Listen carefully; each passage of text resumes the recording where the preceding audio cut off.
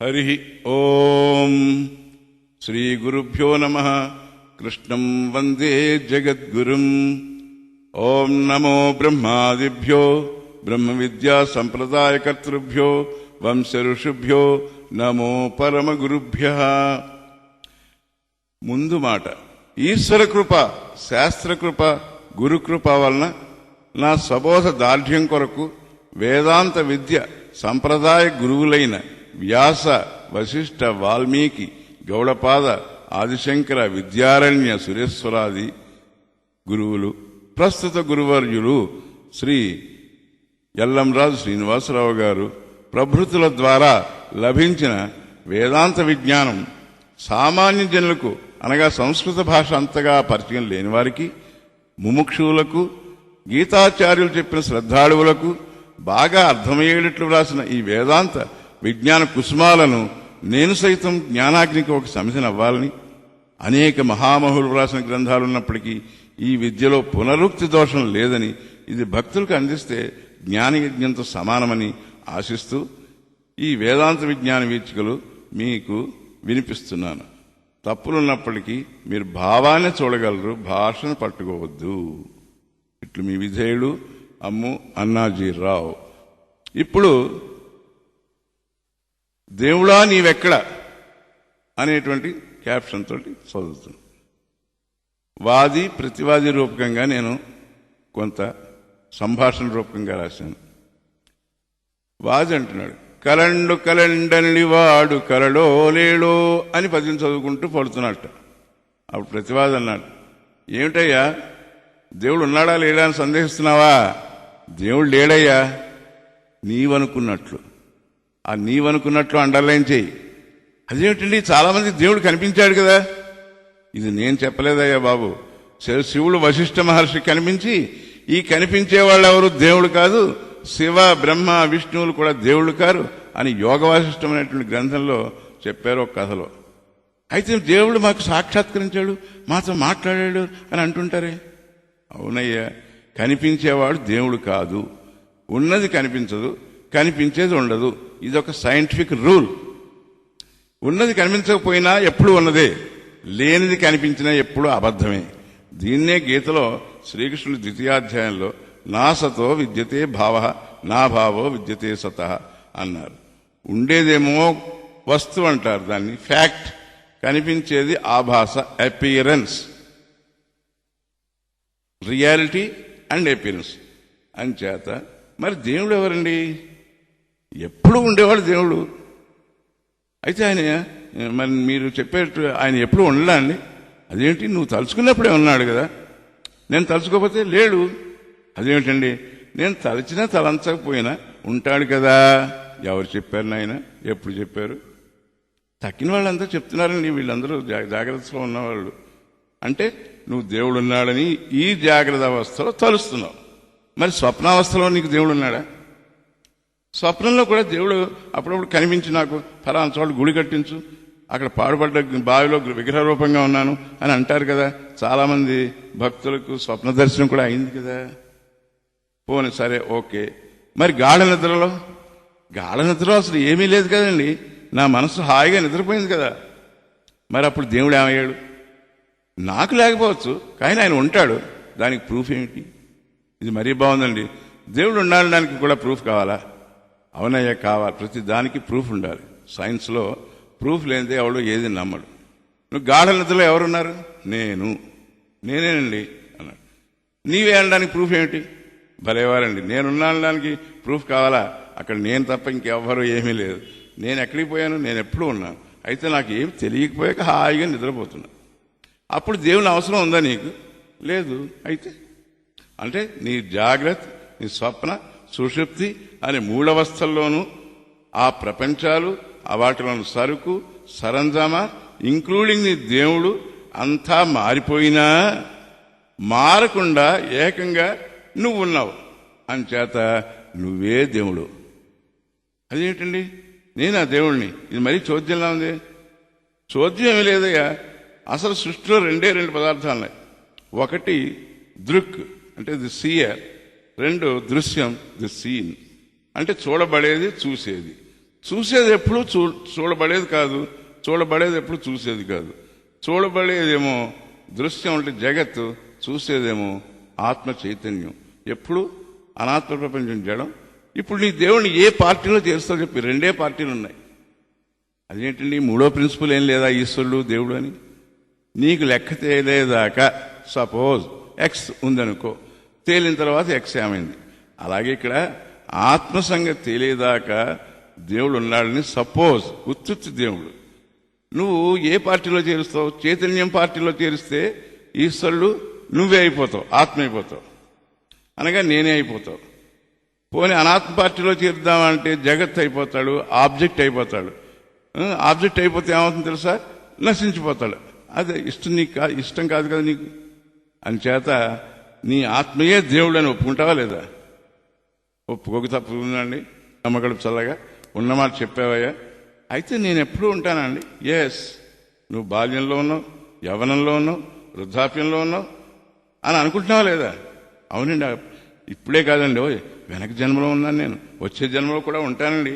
అదేనయ్యా ఆ నేను నేను నేను అనేటువంటి ఐస్ఫురణ ఏదైతే ఉందో అది ఎల్లవేళలా ఉన్నది. అదే సత్ అంటారు, దాన్నే చిత్ అంటారు. ఈ సచ్చిత్రే దేవుడు అంటే, అంతేగాని కాళ్ళు చేతులు ఉన్నవాడు దేవుడు కాదు. అన్నింటినీ చూసేది అదే, అది చూడబడేది కాదు, అది నిరాకారం. అంచేత నీవు దేవుణ్ణి చూడలేవు అన్నాను. ఒకవేళ చూసావనుకో వాడు ఆబ్జెక్ట్ అయిపోతాడు, అంటే వాడు దేవుడు కాదు. చూసేదేమో చైతన్యం, అదేమో అఖండం, అనంతం, శుద్ధం, నిర్గుణం, ఏకం, ఏవ, అద్వితీయం. చూడబడే జగత్తు అది జడం, ఇనర్ట్ మ్యాటర్, అశాంతం, శాంతం లేదు దాంట్లో, అశుద్ధం, శుద్ధం లేదు, సగుణం, గుణాలతో కూడింది, నానాత్వం కలదు. ఇప్పుడు అర్థమైందా? అదే ఆత్మ, అదే బ్రహ్మము, అదే సత్తు. దాన్ని ఛాందోగ్యంలో తత్సత్యం స ఆత్మ తత్వమసి అని శ్వేతకేతువుకి ఉద్దారక మహర్షి బోధించాడు. అంతదాకా ఎందుకు? నువ్వు మంత్రపుష్పం వినే ఉంటావు. ఓం తత్సర్వం స బ్రహ్మ స హరి సేంద్ర సోక్షర పరమస్వరాట్. అవునండి, గుళ్ళు రోజు హారతి ఇచ్చాక ఈ మంత్రపుష్పం చదవడమే కాదు, దాంట్లోనే అర్థం తెలియదండి నాకు అన్నాడు. అందుకనే ఆయన అర్థం లేని చదువు వ్యర్థమని ఒకసారి ఒక 60 అయ్యంగారు సంగీత విద్వాంసుడు రైలు దిగి వస్తుంటే ఆయన రిసీవ్ చేసుకుందుకు ఒక ఆయన వచ్చాడు. అయ్యా, మీరు ఎప్పుడు లుంగీలే కడతారు ఎందుకు అని అడిగాడు. తమిళనాడులో వాళ్ళందరూ లుంగీలు వాడుతుంటారు ఎప్పుడు. అప్పుడు ఆయన అన్నట్ట, అది కూడా తీసేస్తే బాగోదు కాబట్టి అన్నట్టు. అలాగా నీ జీవత్వ తొడుగులు, ఆయన ఈశ్వరత్వ తొడుగులు అంటే కించిజ్ఞత్వం, అల్పశక్తిత్వం, సర్వజ్ఞత్వం, సర్వశక్తిత్వం అనే లుంగీలు ఇక్కడ పూర్తిగా తీసేయాలి. అప్పుడు కానీ నీ నగ్న శుద్ధ చైతన్యం బయటపడదు. అప్పుడు అది సత్యం, శివం, సుందరం, సత్, చిత్, ఆనందం. అలా నిలబడితేనే నీవు తుర్యమవుతావు. చతుర్థం మన్యంతే స ఆత్మ స విజ్ఞేయ అని మాండుక్యోపనిషత్తులో తేల్చారు.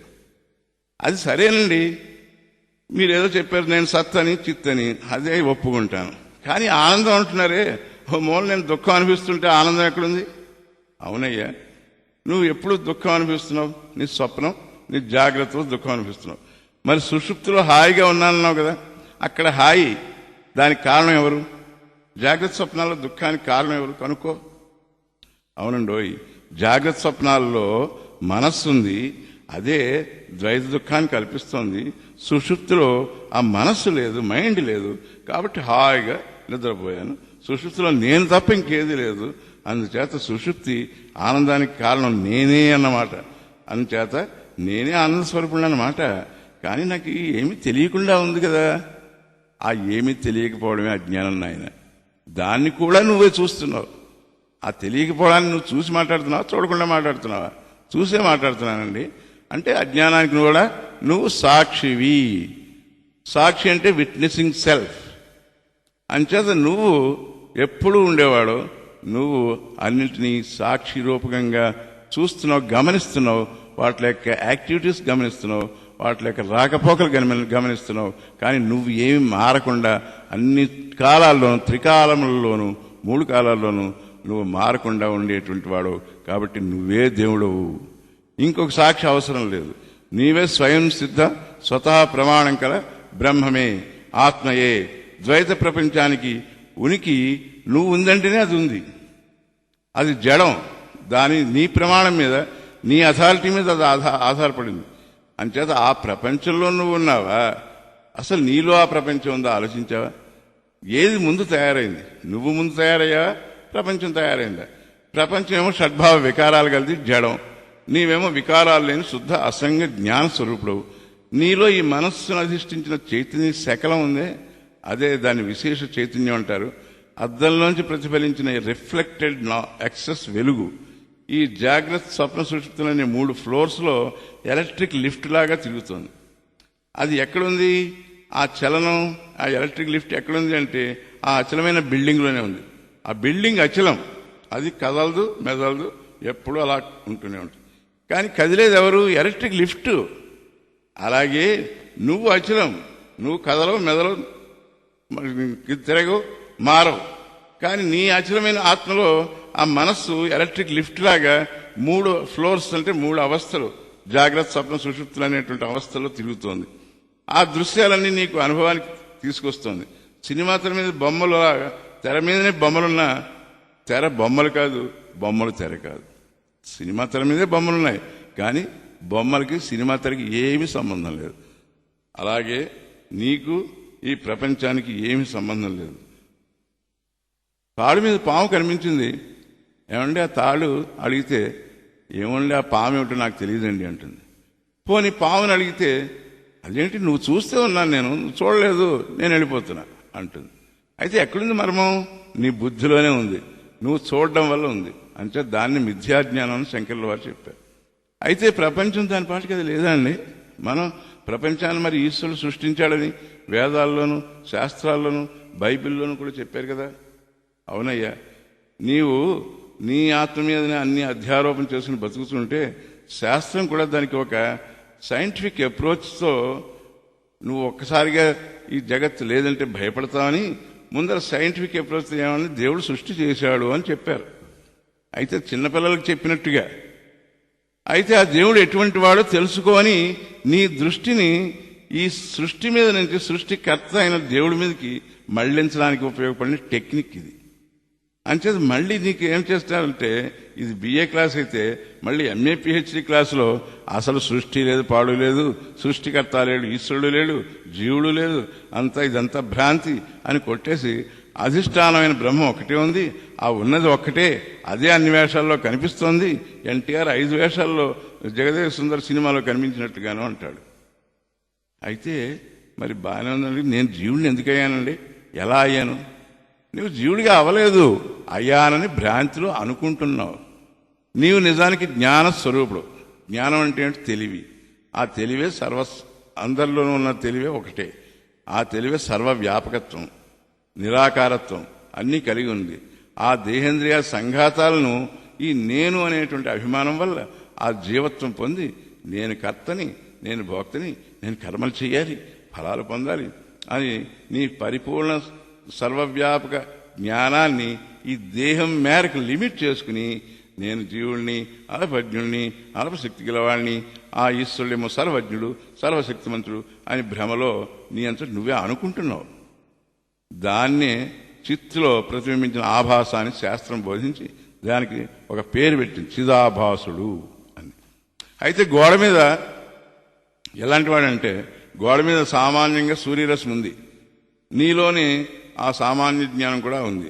దాని శాస్త్రంలో కూటస్థుడు అంటారు. నీకు అసస్యమైన కూటస్థరూపాన్ని మర్చిపోతే ఆ నకిలీ నేనేమో చిదాభాసుడు పైకొచ్చి అంతా నాదే పెత్తనమని నిన్ను మరుగున పడేసి, ఒక సెక్రటరీ ప్రొపరేటర్ని మరుగున పడేసి కస్టమర్స్ అందరికీ నేనే ప్రొపరేటర్ని ఒక షో చేస్తూ దగ్గరికి పోకుండా అన్ని పనులు తానే చేస్తూ వాళ్ళని మభ్యపెడుతుంటాడే, అలాగే తానే నిజమైన ప్రొపరేటర్ని ప్రవర్తిస్తుంటాడే. అదేవిధంగా ఈ చైతన్య శకలం ఏం చేస్తానంటే అవిద్యలో ప్రతిబింబించిన చిదాభాసులు అనిపించుకుంటూ దాన్ని ఈ వ్యవహారాలన్నీ కూడా తానే చేస్తోంది. ఆ వెనకాల ఉన్నటువంటి కూటస్థ చైతన్యం దీనికి అథారిటీ ఇచ్చింది. ఆ అథారిటీతో ఇవన్నీ చేస్తూ ఉంటుంది. మనం జనరల్ పవర్ ఆఫ్ అటార్నీ ఇచ్చి ఒక ఇల్లు అమ్మి పెట్టమంటాం, వాడే అన్ని చేసుకుంటూ ఉంటాడు, వాడే అంతల్ని కస్టమర్స్ రమ్మంటాడు, చూపిస్తాడు, ఇల్లు చూపిస్తాడు, అన్ని చేస్తూ ఉంటాడు. కానీ ఈ అథారిటీ అంతా ఎక్కడి నుంచి వచ్చింది? వాడికి ఆ ఇంటి ఓనర్ దగ్గర నుంచి వచ్చింది. అలాగే ఆ ఓనర్ మనకు కనబడ్డాడు. అలాగే ఇక్కడ ఆత్మ కనపడదు, మనస్సు కనిపిస్తూ ఉంటుంది. నా మనస్సు ఇప్పుడు బాగోలేదండి, నా మనస్సు ఇప్పుడు చాలా ఉత్సాహంగా ఉందండి అని ఎవరు చూస్తున్నాడు? అది ఆ మనస్సును చూసేవాడు ప్రొపరైటర్. ఇప్పుడు అద్దం ఒకటి సూర్యుడికి ఎదురుకుండా పెట్టినప్పుడు నీకు గోడ మీద ఒక రిఫ్లెక్షన్ కనిపిస్తుంది. మామూలు సూర్యరశ్మి కన్నా రిఫ్లెక్షన్ చూడు ఎంత బ్రైట్గా కనిపిస్తుందో. ఆ రిఫ్లెక్షనే జీవుడు అనుకో. అది మనం అద్దం ఎటు తిప్పినట్టు ఎలా తిరుగుతుందో అలాగే ఈ ఆత్మ. జనరల్గా ఆత్మ అంటే చచ్చిపోయిన తర్వాత ఆత్మ అంటూ ఉంటారు జనరల్గా.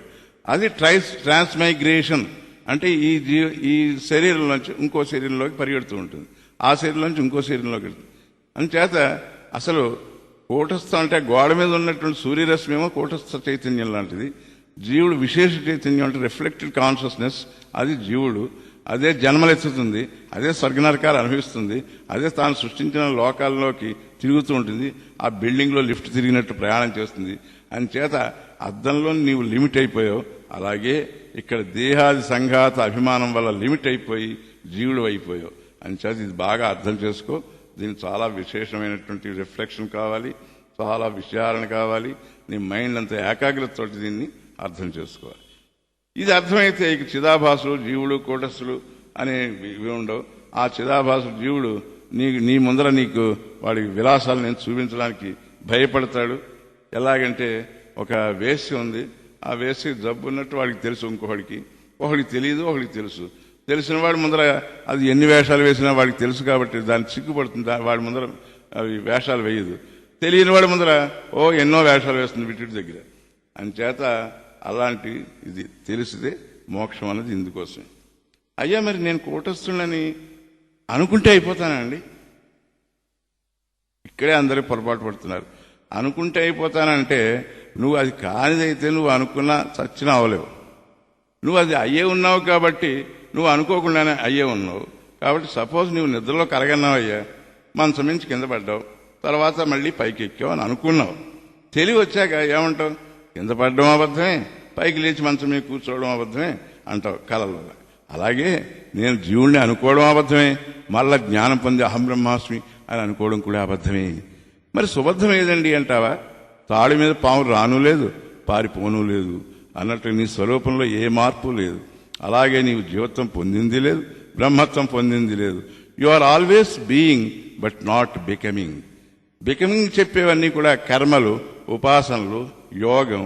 దానికి బీయింగ్కి నీ స్వస్వరూపాన్ని గుర్తు చేసేది సమ్యక్ జ్ఞానం, ఔపనిషదమైనటువంటి జ్ఞానం, అజ్ఞాత జ్ఞాపకం. అది నీ మీద ఉన్నటువంటి భ్రాంతులన్నీ తొలగింపజేసేది శాస్త్రం. అదే శబ్ద ప్రమాణం, ద హైయెస్ట్ అథారిటీ. అదే అంత్య ప్రమాణం, ది ఫైనల్ వెర్డిక్ట్, యథార్థ జ్ఞానాన్ని కలిగించే ప్రమాణం. దీన్ని కాంట్రడిక్ట్ చేసేటువంటి ఇంకొక అథారిటీ ఏమీ లేదు.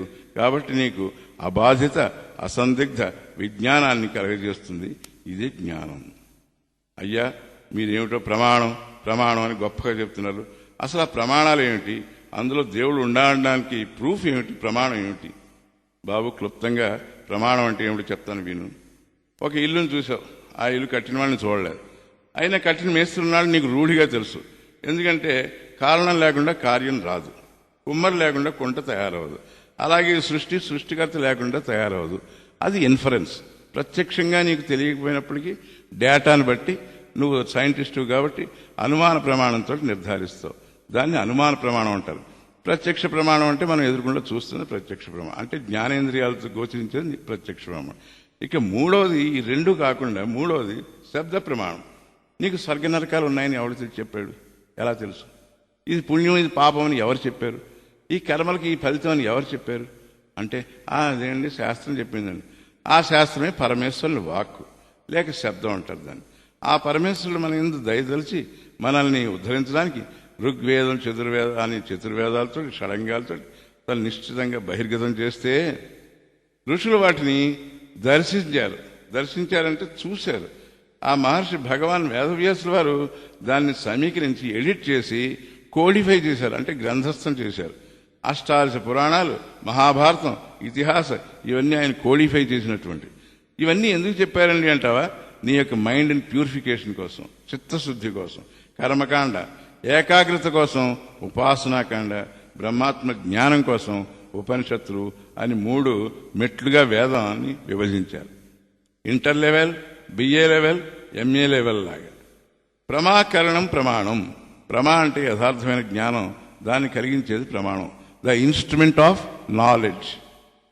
ఇప్పుడు కన్ను ప్రమాణం అంటే ఇన్స్ట్రుమెంట్ ఆఫ్ నాలెడ్జ్, ఆ నాలెడ్జ్ని తీసుకొస్తుంది, ఆ రూపం అనే నాలెడ్జ్ని తీసుకొస్తుంది. చెవి ప్రమాణం. చెవి ప్రమాణం అంటే ఏంటి? శబ్దాలని తీసుకుంటుంది. అలాగే ఇంద్రియాలు, జ్ఞానేంద్రియాలన్నీ కూడా మనకి ప్రమాణం, ప్రత్యక్ష ప్రమాణం అంటారు దీన్ని. అంచేత ఈ అంత్య ప్రమాణమైన సుప్రీంకోర్టు జడ్జిమెంట్ అదేమో శాస్త్ర ప్రమాణం అంటారు. అంచేత మీరు ఏది చెప్పినా శాస్త్రం చెప్పిందండి, శాస్త్రం చెప్పిందండి అంటూ ఉంటాం. ఎందుకంటే అది మన ప్రత్యక్షానికి అందరినటువంటి ప్రమాణం అన్నమాట. అయ్యా మరి మీరు ఆత్మ స్వయం సిద్ధం, స్వతహా ప్రమాణం, అన్ని ప్రమాణాలు దాని తర్వాతనే అన్నారు కదా. మరి నాకు ఉపనిషత్తులు జ్ఞానంతో పని ఏమిటి? ఆత్మజ్ఞానం నాకు ఉంది కదా, నేననే భావన నాకు ఉంది కదా, ఇంక మీరు చెప్పేది ఏమిటి? నేననే ప్రతి వాడికి తెలుసు కదా నేనని అన్నాడు. అంటే సత్యమే, అందరికీ ఆత్మజ్ఞానం ఉంది, అందరూ ఆత్మను నేననే తెలుసుకుంటున్నారు, కానీ విపరీతంగా తెలుసుకుంటున్నారు. నువ్వు ఇప్పుడు నేను ఫలానా వంశంలో పుట్టాను, ఫలానా వాళ్ళకి పుట్టాను, నా పేరు సుబ్బారావు, నాకు 2 పెళ్ళాలి అనుకుంటున్నావా లేదా?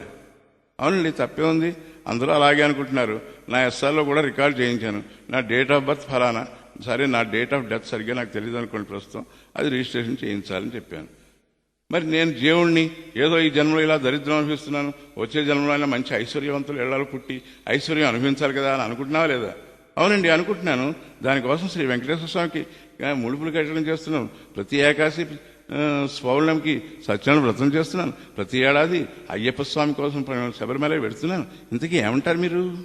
అదే వస్తున్నా అంటే నీ బుద్ధిలో ఇప్పుడు ఈ ఆలోచనలు ఉన్నాయి.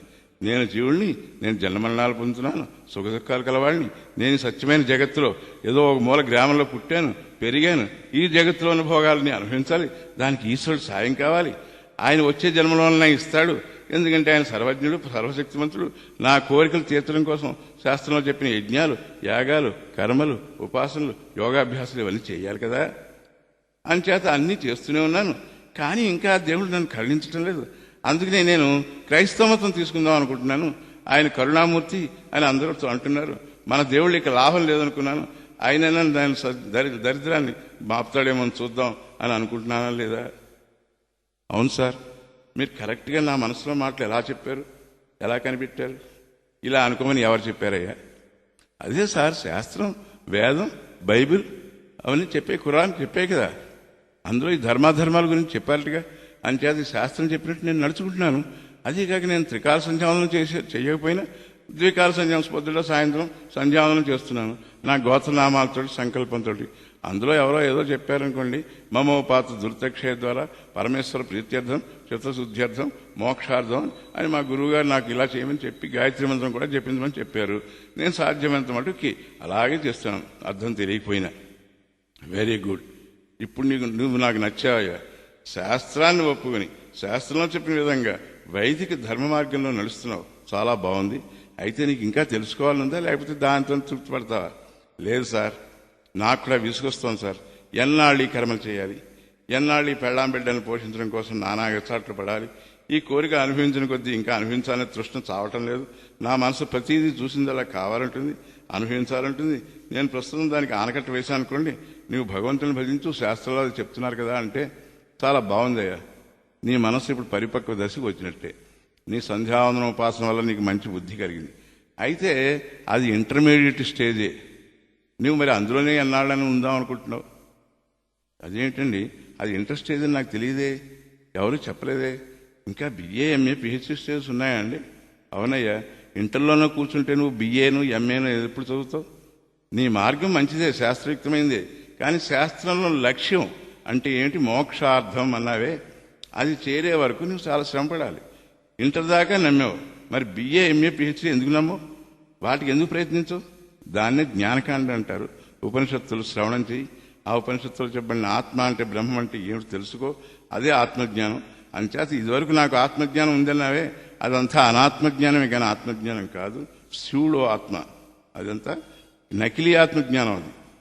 అలాగా అండి, నేను ఇందాక ఉపనిషత్తులో పనేంటి, నా గురువులతో పనేంటి, నన్ను నేను తెలుసుకోలేనా అని అన్నందుకు చాలా బాధపడుతున్నానండి, సిగ్గుగా ఉంది. నాకు చాలా బాధగా కూడా ఉంది. నా జీవితంలో మూడు వంతులు వ్యర్థమైపోయింది. ఇప్పుడు ఒక నిశ్చయానికి వచ్చేసానండి. మీరు చెప్పినట్లు ఆ BA, MA, PhD చదివి ఆకలించుకుంటాను. నా మాట నమ్మండి సార్. సరేనయ్యా, నీకు కనివిప్పు కలిగినందుకు నాకు సంతోషంగానే ఉంది. నీ సంధ్యావందనమే నీలో ఈ మార్పు తీసుకొచ్చింది. నీకు చిత్తశుద్ధి కలిగింది, మైండ్ ప్యూరిఫికేషన్ కలిగింది. నీలో ఈ మార్పు కోసం నేను చాలా కాలం నుంచి నిరీక్షిస్తున్నాను. నీలో ఈ ఆత్మ జిజ్ఞాసని నిప్పుకణం ఉంటే, కొంచెంగా ఉంటే, దాన్ని మేము ఊది జ్ఞానాగ్ని జ్వాలగా చేయగలం. అందులో ఇదివరకు నేను జీవుణ్ణి, జన్మలెత్తుతున్నాను, సుఖ దుఃఖాలు, నెకత్తులు, భక్తులు కలవాణ్ణి అన్నటువంటి ఆ మిథ్యాజ్ఞానాన్ని అంతటినీ కూడా ఈ సమ్యక్ జ్ఞానమైన అగ్నిలో ఆహుతి చేసేయి. నీవు మరి అందుకు ఒప్పుకుని సిద్ధంగా ఉంటావా? అయ్యా, నాకు అంతకన్నా కావాల్సింది ఏముందండి? నా జన్మ సార్థకం చేస్తానంటే నేను వద్దంటానా? నేను మీకు నా ధన మన ప్రాణాలన్నింటినీ అర్పిస్తున్నాను. నేను మీకు శిష్యుల్ని. మీరు ఎలా చెప్తే అలా వింటాను. అయితే విను, ఈ సృష్టిలో ప్రతి ప్రాణి ఒక క్యాన్సర్ లాంటి జబ్బుతో, పుట్టుకతోటే వచ్చిన జబ్బుతో బాధపడుతున్నాడు. అదేమిటండి? ఆ జబ్బు ఏమిటండి? ఆ జబ్బుకి శ్రీ శంకర్ వారు తమ శారీరక మీమాంస భాష్యంలో ఆదిలోనే ప్రాణుల జబ్బు డయాగ్నోస్ చేసి అధ్యాస అని పేరు పెట్టారు. గొప్ప ఆధ్యాత్మిక డాక్టర్ ఆయన. దానికి విరుగుడు మందుగా ఉపనిషత్ జ్ఞానమైనటువంటి దాని బ్రహ్మజ్ఞానాన్ని ప్రిస్క్రైబ్ చేశారు. 100కి 1 ఏ ఒక్కడో ఈ జబ్బు నుంచి బయటపడతాడు. అది కూడా ఈశ్వర కృప, గురుకృప, శాస్త్రకృప, ఆత్మకృప ఉంటే. అదేమిటండి అధ్యాస అంటే ఏమిటండి? మరి అతస్మిన్ తద్బుద్ధి అని శంకర్ల వారు చెప్పారు. అతస్మిన్ అంటే అది కాని దాని యందు అది అనేటువంటి బుద్ధి. అంటే నీవు నీ శరీరం నువ్వు కాకపోయినా నువ్వు అదే అనేటువంటి బుద్ధి పెట్టావు చూడు. మొదట్లో నీ హిస్టరీ, జాగ్రఫీ ఎక్కడ పెట్టావు చూడు, అదన్నమాట. ఆ జబ్బుకు కారణం నీ అజ్ఞానమే. అజ్ఞానం అంటే ఏంటి? తెలియకపోవడం. తెలియకపోవడం? నీ స్వరూపం నీకు తెలియకపోవడం. ఒకటి అడుగుతాను, చెప్పు. ఈ శరీరం రావడానికి కారణం ఏమిటి? ఆ మాత్రం తెలివి నాకు ఉందండి. నేను పూర్వజన్మలో చేసుకున్న కర్మఫలాలు అనుభవించడానికి వచ్చాను. మరి తర్వాత ఈ జన్మలో కర్మలు చేస్తావు, మళ్ళీ జన్మ ఎత్తుతావు. పునరపి జననం, పునరపి మరణం. ఇదేనా నీ జీవితం? ఇంతేనా నీ జీవితం? చరివెత్తి శరవణం అన్నట్టు ప్రహ్లాదు చెప్పినట్టు. అయితే మరి ఏం చేయమంటారు? ఈ జన్మమరణ చక్రం నుంచి బయటపడాలని లేదా? అది ఎలా అండి సాధ్యం? జ్ఞానం సంపాదించు. అదెలా? విచారణ చెయ్యి, ఎంక్వైరీ చెయ్యి. దేని గురించి? నీ అసలు శేషుల స్వరూపం గురించి. అయితే ఏమండి, నాకు శరీరం ఎందుకు వచ్చిందండి? కర్మలు చేసావు కనుక. కర్మలు ఎందుకు చేశానండి? నీ కోరికలు తీర్చుకునేందుకు. రాగద్వేషాలు ఉన్నాయి కాబట్టి. మరి కోరికలు ఎందుకున్నాయి సార్? నీలో ఇంప్రెషన్స్ కలిగాయి కాబట్టి, ఉన్నాయి కాబట్టి. అవి ఎందుకున్నాయి సార్? నీ శరీరం మీద అభిమానం ఉండడం. అభిమానం ఎందుకు కలిగింది సార్? అవివేకం వల్ల, డిస్టింగ్విషింగ్ కెపాసిటీ లేకపోవడం వలన, అజ్ఞానం వలన. ఆ అజ్ఞానం ఎందుకు వచ్చింది సార్? ఆ ఒక్కటి అడక్కు. అజ్ఞానం అనే జబ్బు ఉందని తెలుసుకో. అజ్ఞానం అంటే నీ నిజతత్వం, స్వరూపం తెలియకపోవడం, నీవు కాని శరీర సంఘాతాన్ని నేను అనేటువంటి అభిమానం చేయడం. ఈ రెండు కలిసి అజ్ఞానం అని అంటారు. దాన్ని అవిద్య అంటారు, దాన్ని మాయ అంటారు, దాన్ని అధ్యాస అని శాస్త్రంలో అనేక పేర్లు పెట్టారు. అయితే ఇదేనండి అసలు జబ్బు నాకు. అది శంకర్ల వారు ఎలా గుర్తించారు? అదే ఆయన స్పెషాలిటీ. ఉదాహరణకు మనం రోజు అన్నం తింటున్నావా? అవునండి, తింటాం. ఎందుకు తింటాం? ఆకలి బాధ కోసం అండి. ఆకలి బాధ ఉంది కదా, అది కూడా ఒక జబ్బేనయ్యా అన్నారు శంకర్ల వారు. అది నీకు పుట్టుకతోటే వచ్చింది. అంటే కర్ణుడికి సహజ కుండలాల్లాగా. కాబట్టి దాన్ని నువ్వు గుర్తించలేదు. పైగా 2 రోజులు ఆకలి వేయకపోయేటప్పటికి డాక్టర్ దగ్గరికి వెళ్ళి ఆకలి పడడానికి సూది మంది ఇవ్వండి సార్ అని అడుగుతావు. అది జబ్బని తెలియక శ్రీ శంకర్ల వారు దాన్ని గుర్తించి దానికి మందు ఎలాగ చేసుకోవాలో అది కూడా సజెస్ట్ చేశారు. ఆయన సాధన పంచకంలో క్షుద్వ్యాధిశ్చ చికిత్సతాం ప్రతిదినం భిక్షౌషధం భుజ్యతాం అని దానికి భిక్షాన్నమే ఔషధం అని చెప్పారు సాధన పంచకంలో. భిక్షాన్నంలో ఎలా రుచులుండవో, ఎంత డోస్ కావాలో అలాగా అడ్జస్ట్ అవ్వడమే దానికి మందు. అలాగే ఈ అధ్యాస అనే జబ్బుకు కూడా అందరికీ ఒక మందు ఉంది. ఆ మందు తర్వాత చెప్తాం. ఇంకొక రాక్షసు దీనికి అసలు ఈ అధ్యాస అనే రాక్షసుకి లొంగనివాడు ఎవడు లేడు. వాడు వేదాంగ పారంగతులైనా సరే, వాడు పెద్ద ఆర్టిస్ట్ అయినా సరే, వాడు పెద్ద సైంటిస్ట్ అయినా సరే, వాడు పెద్ద డివోటీ అయినా సరే, ఎలాంటి వాళ్ళైనా దాని రక్కసి కోరల్లో పడి నలిగిపోతున్న వారే. చాలా బాగా చెప్పారు మీరు. ఇంకా ఈ అధ్యాస ఎలా ఉంటుందో చెప్తారా? ఓ దానికే. ఇప్పుడు నువ్వేమనుకుంటున్నావు? నేనా అండి, ఎర్రగా లావుగా అరలుగా ఎత్తుగా ఉన్నాను. నా పేరు సుబ్బారావు. నేను తూర్పుగోదావరి జిల్లాలో పుట్టాను. నేను ఆంధ్ర కోనసీమ వాడిని, బ్రాహ్మణుడను. నాకు ఒక కన్ను గుడ్డి అంచేది గుడ్డివాడిని, ఒక కాలు మొన్నే విరిగింది అంచేది కుంటివాడిని. అయినా నాకు ఎంతో డబ్బు ఉందనుకోండి, కాబట్టి నేను సుఖంగానే ఉన్నాను. మొన్ననే నా మేధా సంపత్తికి ఒక నోబెల్ బహుమతి కూడా ఇచ్చారు, నా బుద్ధి చేసినప్పుడు బుద్ధి యొక్క సంపత్తిని చూసి. ఇదండి నా కథ అన్నాడు. చూసావా, నీవు కాని నీ దేహధర్మాలు అంటే ఎత్తు లావు వెలుతు మొదలైనవి దేశ ధర్మాలు, ఆంధ్ర వాలా అని తెలంగాణ వాలా అని ఇలా వర్ణ ధర్మాలు, నేను బ్రాహ్మణుని క్షత్రియుణ్ణని శూద్రుణ్ణని, ఇంద్రియ ధర్మాలు నీ కుంటి గుడ్డి అని, మనోధర్మాలైన సుఖం దుఃఖం, బుద్ధి ధర్మాలైన తెలివి తేటలు, ఇవన్నీ కూడా నీ అసలు స్వరూపం మీద ఆరోపించావు. సూపర్ ఇంపోజిషన్ ఇంగ్లీష్లో. దీన్ని అధ్యాస అంటారు. అంటే నీవు కాని దాన్ని అన్నింటినీ కూడా నీవు అనుకుంటూ చూస్తున్నావు, అభిమానిస్తున్నావు. అయితే నీ ధర్మాలు ఏంటి అసలు? సత్ చిత్తులు. దాని మీద దీన్ని ఆరోపించావు. ఈ జడమైన దేహ మనోబుద్ధులను చేతనాలని భ్రమిస్తున్నావు. నిజానికి అభిమొద్దులు నీ స్ఫూర్తి వల్లనే అవి చేతనాలుగా కనిపిస్తున్నాయి. ఉదాహరణకు తప్తాయ పిండం అని అగ్నిలో 1 గంట సేపు ఒక ఇనుప బంతిని వేసి ఉంచావు. అది పైకి తీయబోతే చెయ్యి కాలింది. ఇనుము చల్లగా ఉంటుంది కదా, నువ్వేమంటావు? ఏమండి ఇనప గుండు కాలుతుందండి అంటావు. అలాగే అగ్ని గుండ్రంగా ఉందండి అంటావు. అంటే ఏంటి? ఇనపగుండు కాల్చడం లేదు, అగ్ని ఎప్పుడు గుండ్రంగానూ ఉండదు. ఇనపగుండు ధర్మమైనటువంటి గుండ్రటితనం అగ్ని యందు, అలాగే అగ్ని యొక్క కాల్చే స్వభావం ఇనపగుండు యందు ఆరోపించావా లేదా? దీన్నే పరస్పర అధ్యాస అంటారు.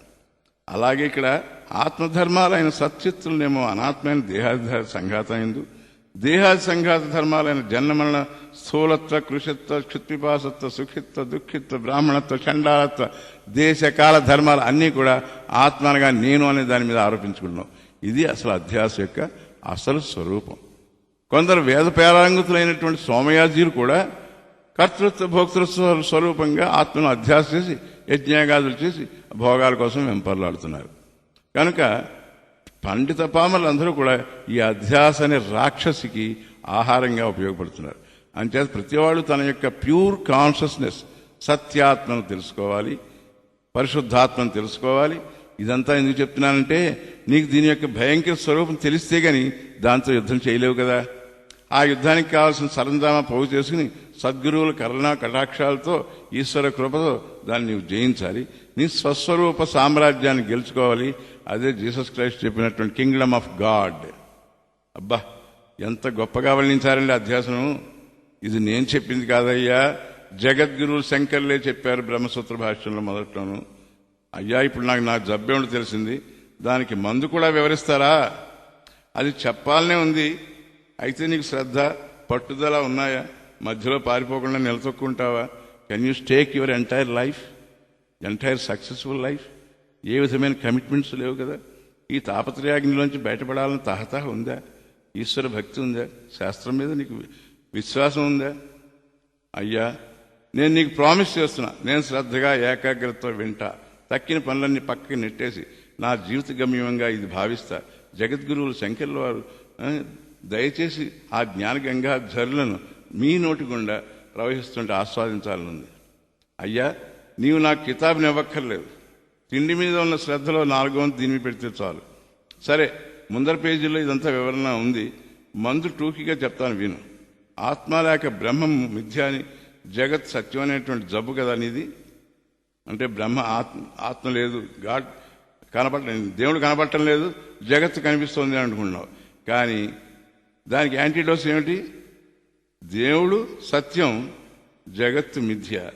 అంటే ఈ కనిపించే జగత్తంతా కూడా కనిపించిన అది మిథ్య, లేనిదే. కనిపించని ఆ దేవుడు కనిపించకపోయినా ఉన్నవాడే. ఆ కనిపించని దేవుడు ఎవరో కాదు, నువ్వే. జీవో బ్రహ్మ ఇవ నా అపరహ అహం బ్రహ్మాస్మి అనే మందు, ఈ మందుని నిరంతరం వాడుతూ ఉండాలి. అది నీ అజ్ఞానాన్ని విక్షేపమైన అధ్యాసని కాలక్రమేణా ఇన్ డ్యూ కోర్స్ పోగొడుతుంది, నీకు స్వస్థత చేకూరుతుంది. రోగానికి నువ్వు మందు ఎలా వేసుకుంటున్నావు, అలాగే భవరోగానికి కూడా ఇలా మందు వాడాలి. దాన్ని వివరించే శబ్ద ప్రమాణమైన ఉపనిషత్తులను నువ్వు బాగా విచారణ చెయ్యి. నీ అంతా నువ్వు స్వయంగా కృషి చేసి దాన్ని తెలుసుకో. లేకపోతే ఒక సీనియర్ని స్టూడెంట్ని వెళ్ళి అడుగు. ఓం తత్సత్ బ్రహ్మార్పణమస్తు. ఓం తత్.